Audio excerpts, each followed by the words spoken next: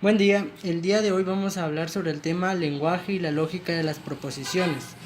De este tema se despliegan subtemas de los cuales son lógica de las proposiciones, lógica matemática y funciones del lenguaje. Yo les daré a conocer lo que es lógica de las proposiciones y mis otros dos compañeros lo que serían los otros dos temas.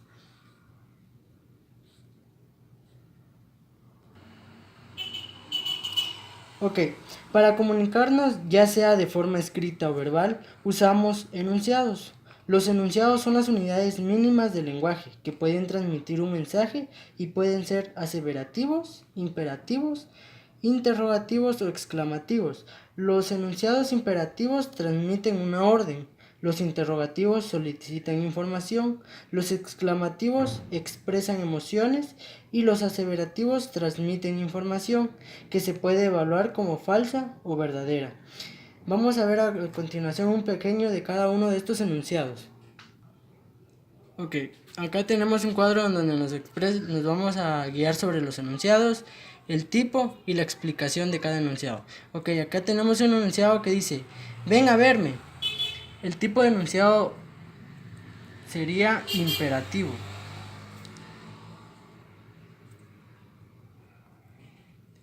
La explicación, acá le damos una orden o una instrucción a otra persona para que ejecute una acción. Este sería el tipo de enunciado imperativo. Vamos a ver otro enunciado que dice,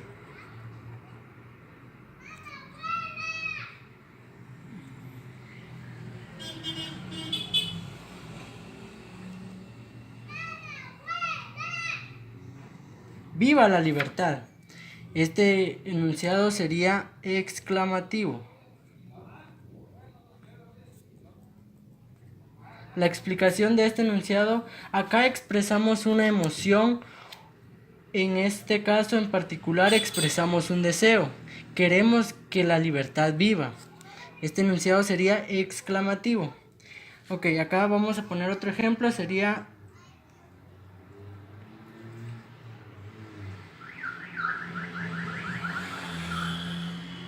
¿está lloviendo? Este tipo de enunciado sería interrogativo.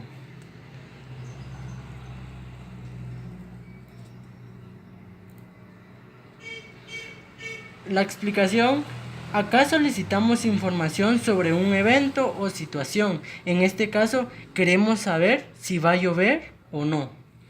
Vamos a ver otro ejemplo.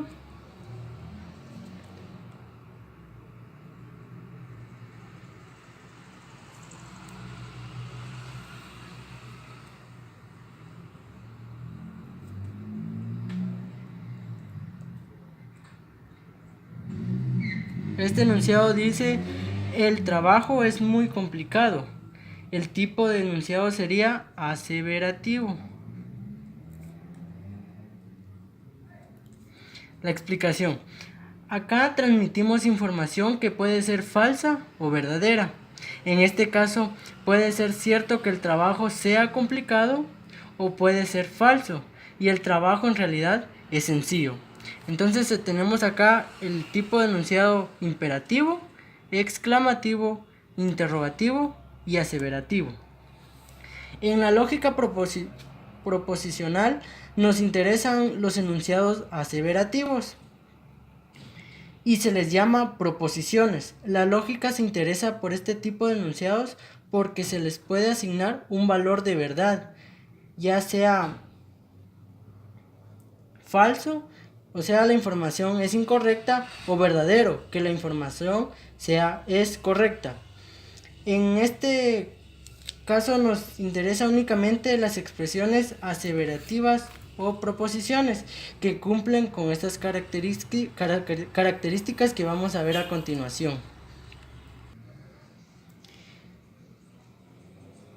Las características que cumplen solo pueden tener uno de los siguientes valores de verdad: verdadero, usualmente representado con la letra B, y falsa, usualmente representando con la letra F.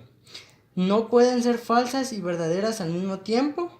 Su valor de verdad depende únicamente de las proposiciones mismas y no de factores externos.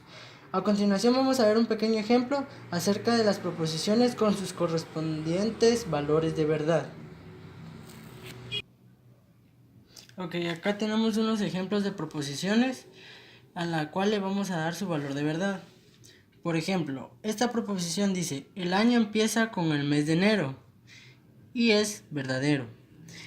Esta proposición, la siguiente dice, cuando está soleado se siente calor, es verdadero. En invierno no es agradable sentir el frío, es verdadera. 1 más 1 es igual a 2, es verdadera. En Marte está lleno de marcianos, es falso porque no sabemos si en Marte existen marcianos. 5 por 9 es igual a 59, es falso.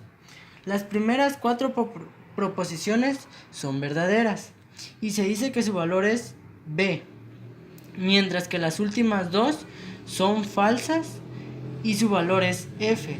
Dentro de las proposiciones verdaderas, la última 1 más 1 es igual a 2.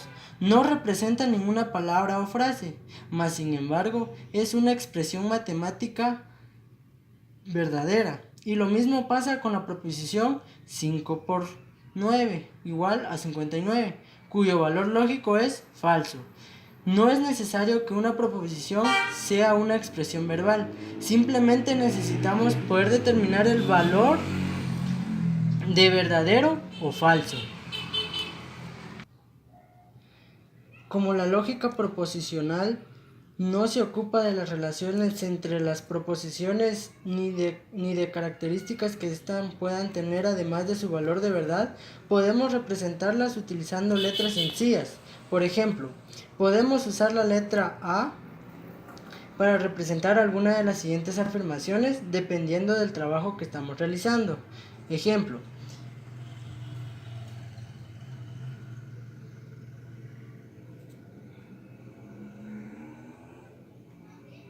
mi perro es negro. A esta proposición la podemos representar con la letra A.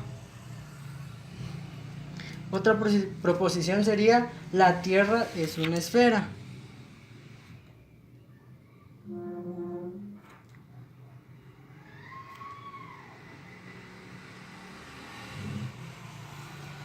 A esta proposición la podemos representar con la letra B. Usar letras minúsculas del alfabeto latino es simplemente una convención y no hay nada que nos impida utilizar otro tipo de elementos para representar las proposiciones.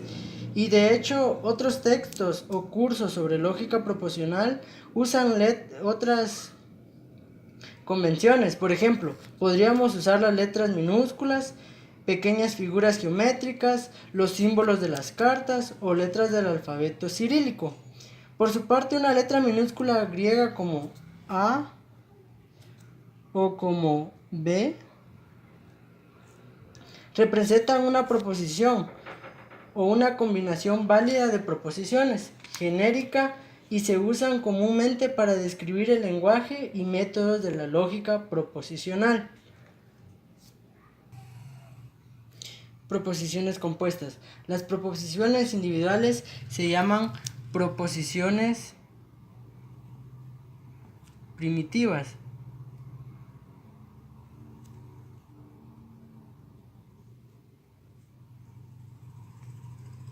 Ya que no es posible descomponerlas en elementos más sencillos. Sin embargo, sí es posible combinarlas para crear lo que son las estructuras más complejas.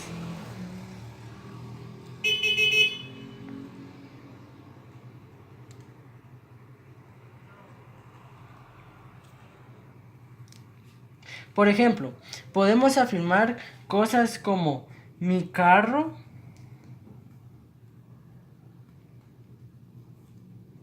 es rojo y el elefante es grande, y combinar ambas proposiciones de diversas maneras. Por ejemplo, mi carro es rojo y el elefante es grande. O si no, mi carro es rojo o el elefante es grande. De igual manera, si el elefante es grande, entonces mi carro es rojo. No es cierto que mi carro es rojo o que el elefante es grande. Si le agregamos la letra A a la afirmación mi carro es rojo y la letra B a la afirmación el elefante es grande, los ejemplos, estos ejemplos se representarían de la siguiente manera. A y B, A o B, si B, entonces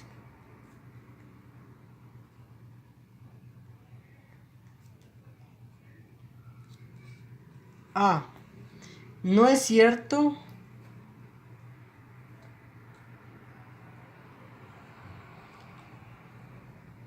que A o que B. Las afirmaciones se estarían representando de esta manera. Las palabras que aparecen entre las letras representan las proposiciones que se llaman conectivos lógicos y tienen significados precisos que conoceremos en las próximas ocasiones. Los conectivos son las que permiten que combinemos las proposiciones y que descubramos información nueva a partir de la existente mediante procesos de razonamiento estructurado. Ok, acá tenemos un pequeño resumen de lo que son las proposiciones. Como número 1, las proposiciones son enunciados aseverativos que transmiten información. Número 2, las proposiciones pueden ser verdaderas o falsas, pero no pueden tener ambos valores al mismo tiempo. Las proposiciones no pueden tener ningún valor de verdad que no sea verdadero, identificado con la letra B, o falso, identificado con la letra F. Las proposiciones se representan con letras individuales, ya que solo su valor de verdad es de interés en este contexto. Y por último, los conectivos lógicos nos permiten combinar proposiciones.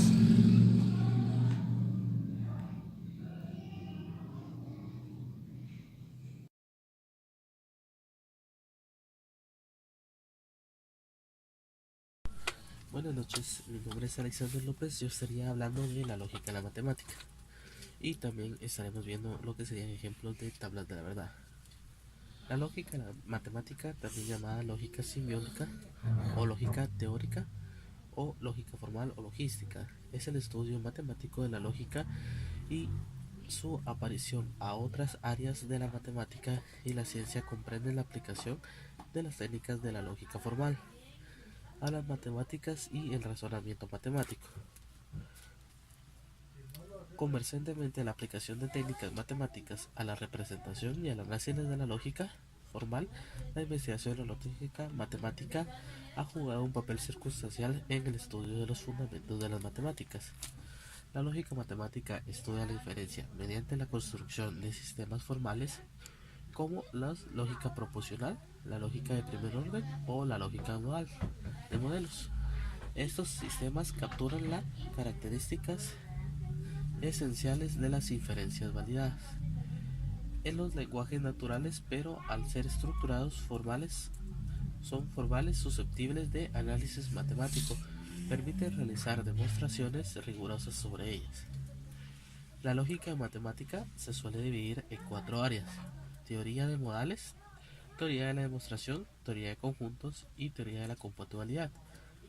La teoría de la demostración y la teoría de modales fueron el fundamento de la lógica matemática. La teoría de conjuntos se originó en el estudio del infinito por el técnico físico George Cantor y ha sido la fuente de muchos de los temas más desafiantes e importantes de la lógica matemática.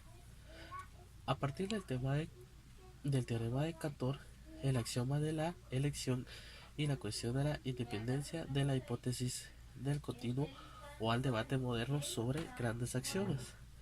La lógica matemática tiene estrechas conexiones a las ciencias de la computación. La teoría de la compatibilidad captura las ideas de la computación en términos lógicos y aritméticos, en los cuales sus logros más clásicos son la inseguridad de Snitch, algunos problemas de Alan Turing y su representación de la tesis de Korn-Turing. Hoy en día, la teoría de la contabilidad se ocupa principalmente de los problemas más refinados de las clases de complejidad y de la clasificación del grado de insolubilidad. La lógica matemática también estudia las definiciones de relaciones y objetos matemáticos básicos, como conjuntos, números, demostraciones y algoritmos. La lógica matemática estudia reglas de deducción formales y capacidades expresivas de los diferentes lenguajes formales y las propiedades metalógicas de los mismos. En un nivel elemental, la lógica proporciona las reglas y técnicas para determinar si es o no válido un argumento dado dentro de una determinante sistema formal. En un nivel avanzado, la lógica matemática se ocupa de la posibilidad de axiomatizar las teorías matemáticas, de clasificar su capacidad expresiva y desarrollar métodos convencionales o tradicionales útiles en sistemas formales que pueden usar equivalentes en todos sus aspectos, por lo cual la lógica matemática abstracta debe señalarse que en esta lógica se ocupa de los sistemas formales que pueden no ser equivalentes en todos sus aspectos, por lo que la lógica matemática no es un método para descubrir verdades del mundo físico real, sino solo una fuente posible de modos lógicos aplicables en la teoría científica, muy especialmente a la matemática convencional. Por otra parte, la lógica matemática no estudia el concepto de razonamiento humano general o el proceso creativo de construcción de demostración matemáticas mediante argumentos rigurosos, pero el lenguaje informal con algunos signos o diagramas, sino solo de demostraciones y de razonamiento que se pueden formalizar por completo. Ahora bien, pasaremos a ver lo que serían las tablas de la verdad, los conectores lógicos que estos se estarían manejando.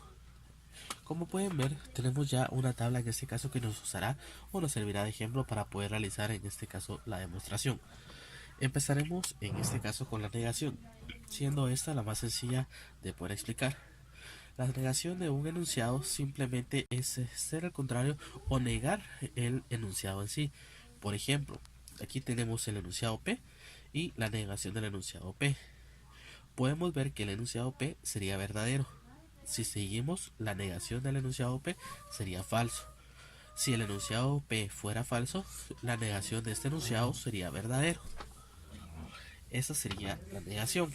Ahora bien, vamos a pasar con este cuadro donde tenemos varios conectores y tenemos ya preparado un listado de enunciados P y un listado de enunciados Q, en los cuales vamos a empezar en este caso con la disyunción. En la disyunción tenemos el siguiente caso. La disyunción será solamente falsa cuando los dos enunciados sean falsos. Como podemos ver en los enunciados P y en el enunciado Q, esto se cumpliría en el último de los enunciados, donde tanto P y Q son falsos, por lo cual tendríamos aquí en este caso que ese sería falso. Siguiendo la regla que nos indica que ambos enunciados tienen que ser falsos para que sea falsa, los demás serían verdaderos. Entonces, verdadero, verdadero sería verdadero, verdadero, falso sería verdadero y falso, verdadero sería verdadero. Eso sería de acuerdo a la disyunción. Ahora bien, pasaremos a ver a la conjunción. En la conjunción tenemos que solo será verdadera cuando ambos enunciados, en este caso, sean verdaderos. Podemos ver en la tabla que tenemos ya preparada enunciados que eso se cumpliría en el primer enunciado, donde P es verdadero y Q es verdadero. Entonces tendríamos que al los dos ser verdaderos, la conjunción sería verdadero. Si sabemos que solo cuando los dos van a ser verdaderos será verdadero, todos los demás serán falsos. Entonces aquí verdadero falso sería falso, falso verdadero sería falso y falso falso sería falso. Esto sería para la conjunción. Después de la conjunción estamos verificando que tenemos los condicionantes, donde tenemos P, sí, entonces Q. Eso nos indica lo siguiente: será en una condicionante será falso cuando el verdadero es el primer enunciado y el verdadero el segundo sería falso. Esto lo podemos validar en el segundo enunciado, donde P sería verdadero y Q sería falso, siendo P el primer enunciado. Entonces, si seguimos la regla, esto nos indicaría que este sería falso. Tendríamos que B, al ser el primer enunciado, es verdadero en el enunciado P, y el enunciado Q, al ser falso, siendo el segundo enunciado, esto cumpliría la regla para que sea falso. Sabiendo que esto solo va a ser falso cuando el primer enunciado es verdadero y el segundo enunciado es falso, podemos dar por entendido que los demás van a ser en este caso verdaderos, siendo los siguientes enunciados de la siguiente manera: verdadero verdadero sería verdadero, falso verdadero sería verdadero y falso falso sería verdadero. Ahora bien, tenemos la bicondicionante. En esta la regla sería de la siguiente manera: en la condicionante va a ser verdadera solo cuando ambos enunciados son iguales. Por ejemplo, tenemos siempre nuestros enunciados P y Q en nuestro estado de enunciados 1 al 4. Podemos verificar que esto se cumple tanto en el enunciado 1 como en el enunciado 4, donde ambos enunciados son iguales. Verdadero, verdadero, por lo cual esta sería verdadera. En el segundo enunciado tenemos que verdadero y falso. Entonces P es verdadero, Q es falso, aquí sería falso, ya que no son iguales. En el tercer enunciado tenemos que P es falso y Q es verdadero. Nuevamente no son iguales, por lo cual seguirían siendo falsos. Y en el último enunciado, en el cuarto enunciado, tenemos falso, que P es falso y Q es falso, por lo cual ambos serían verdaderos. Como podemos ver, se ha cumplido la regla, siempre igual, cuando sean iguales ambos enunciados, ya sean verdaderos o falsos ambos enunciados, esta procederá a ser verdadero, que sería en este caso la bicondicionante. Ahora tenemos la disyunción exclusiva. Esto podríamos verlo como en este caso que fuera el contrario de la bicondicionante. Ahora les explicaré por qué. En la disyunción exclusiva, esta nos indica que en el caso ambos enunciados de ser verdaderos o ambos ser falsos serán falsos. Del caso contrario serán verdaderos. Esto lo podemos verificar de la siguiente manera: pudiéramos validar que tenemos en este caso que nuestro enunciado P es verdadero y aquí en el primer enunciado también es verdadero Q. Entonces este sería falso. El segundo enunciado P es verdadero y Q es falso, por lo cual aquí sería verdadero. En el tercer enunciado P es falso y Q es verdadero, por lo cual sería verdadero. Y el cuarto enunciado P es falso y Q es falso, siendo los dos iguales y siguiendo la regla, este sería falso. Podemos ver que cada uno en este caso de los conectores, como lo que sería la disyunción, la conjunción, la condicionante, la bicondicionante y la disyunción exclusiva, tiene cada uno de ellos una regla básica, la cual hemos encerrado en un círculo cada uno de los factores que cumplen con esta regla. Esto serían las tablas de verdad y cómo es una forma fácil de poder comprender el funcionamiento de cada uno de los conectores. Muchas gracias.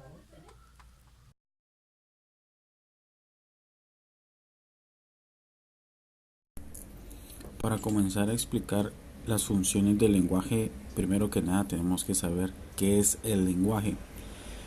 El lenguaje puede entenderse como la capacidad humana de utilizar signos, ya sea lingüísticos u orales, para establecer algún tipo de comunicación con uno o varios individuos.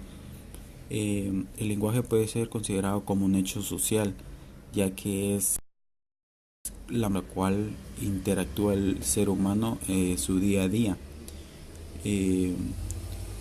Existen 6 funciones del lenguaje,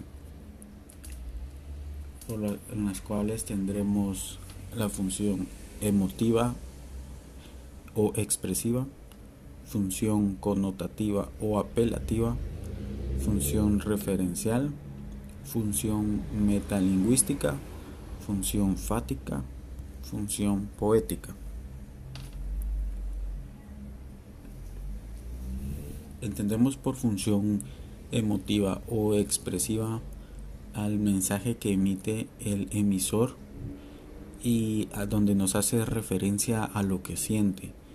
En la forma lingüística es donde realizaremos oraciones con signos exclamativos. Por ejemplo, ay,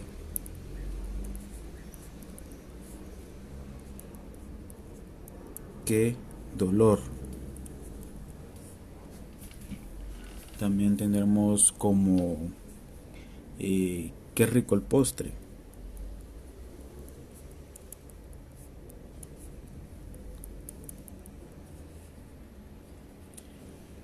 Sabemos que es expresiva porque al momento de nosotros ya sea escribirla o hablarla, exclamamos.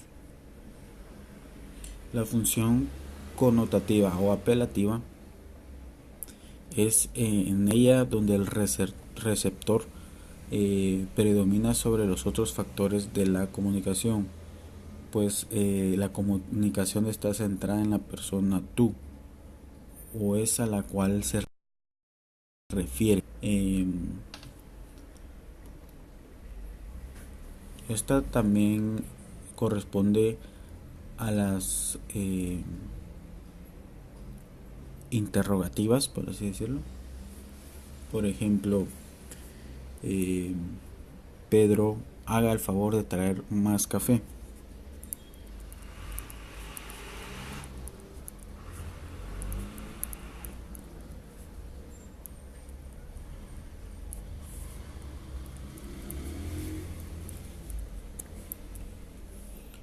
Estamos dando como una orden. También tenemos trajiste la carta. Nos referimos a la persona tú.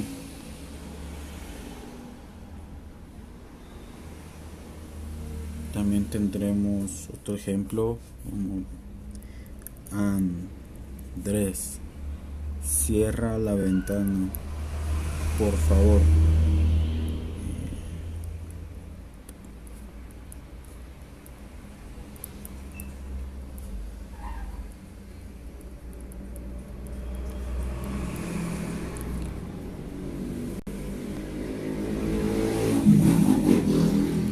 La función referencial.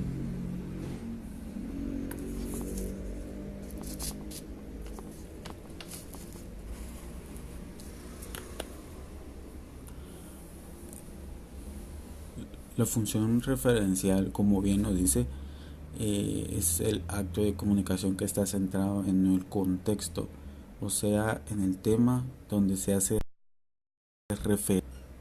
Se utilizan, pueden ser oraciones afirmativas o negativas. Por ejemplo, el hombre es un animal racional.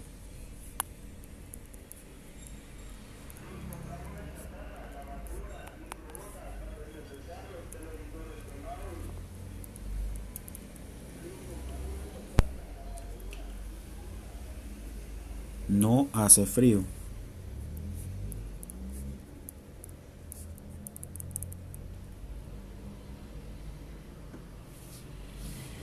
Las clases se suspenden hasta la tercera hora.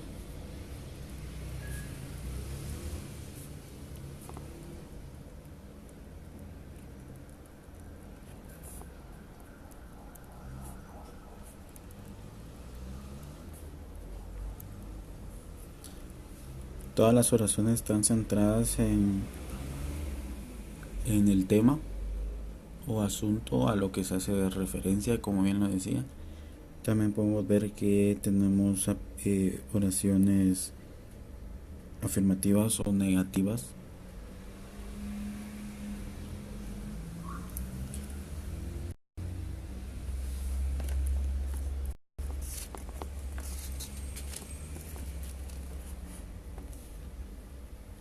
La función metalingüística. Esta se centra en el código mismo de la lengua, como por ejemplo en el tenemos un ejemplo el cual dice: Pedrito no sabe muchas palabras. Y la pregunta y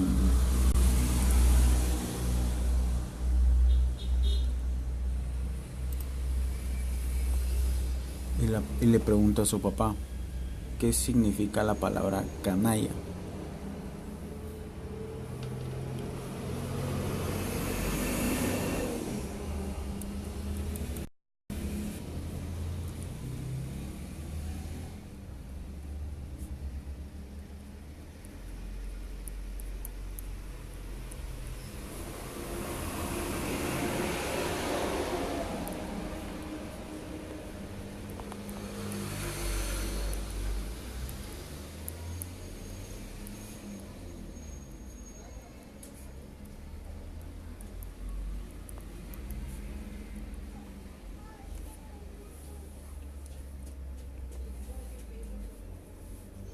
En estas encontraremos mucho la función que diga los signos interrogativos, ya que, como él dice, metalingüística se centra en la lengua, en la comprensión de esta misma.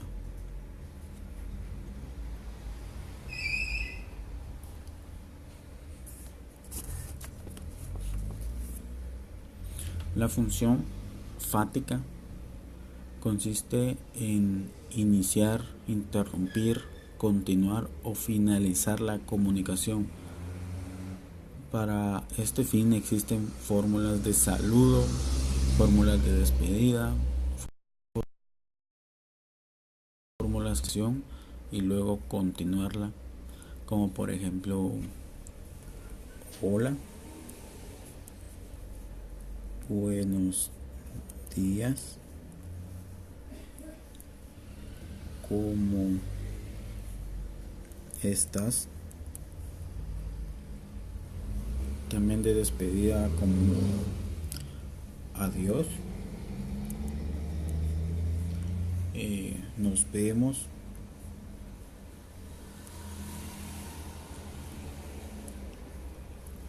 para continuarla o interrumpir una conversación: perdón, espere un momento. Como bien lo dice, fática consiste en iniciar, interrumpir o continuar y finalizar la comunicación. Buenos días. Estamos comenzando una conversación o, como bien lo decimos, socializar. Adiós. Estamos cerrando una conversación. Espere un momento. La estamos continuando. Espera un momento. Como ahí es para pararla y luego continuarla. La función poética se utiliza en la literatura. Es el acto de comunicación que está centrado en el mensaje mismo, en la forma como éste se transmite. Sus recursos son expresivos, utilizando también la rima. Por ejemplo,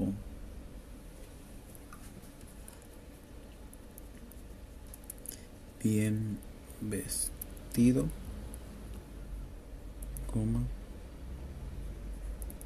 bien recibido.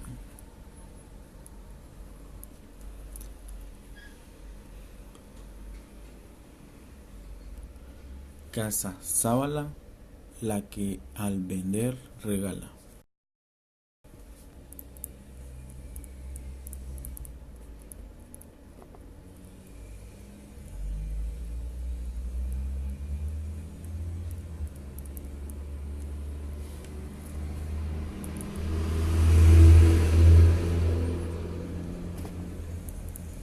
Bien vestido, bien recibido es una oración la cual nosotros sabemos que toma quizás mucho en cuenta en estos tiempos en la sociedad, donde así como te ven, así te tratan, lo cual se ha usado mucho o se comenzó usando en la poesía de la literatura. Y bien, esas son las 6 funciones del lenguaje.